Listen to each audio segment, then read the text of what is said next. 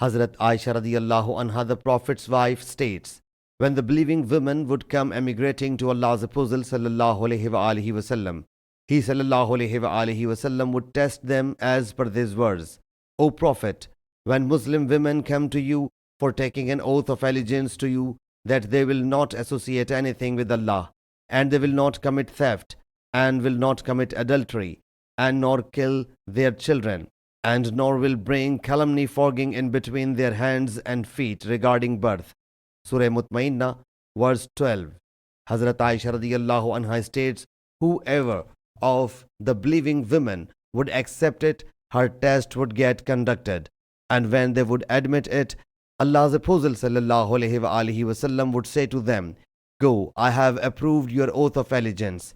By Allah Jalla Jalaluhu, the hand of Allah's Apostle sallallahu alaihi wasallam never touched any woman's hand. However, he sallallahu alaihi wasallam would take their pledge of allegiance orally. Hazrat Aisha radiyallahu anha says, by Allah Jalla Jalaluhu, Allah's Apostle sallallahu alaihi wasallam took the pledge of allegiance from each woman as Allah Jalla Jalaluhu commanded him to take, and the palm of Allah's Apostle sallallahu alaihi wasallam never touched any woman's palm.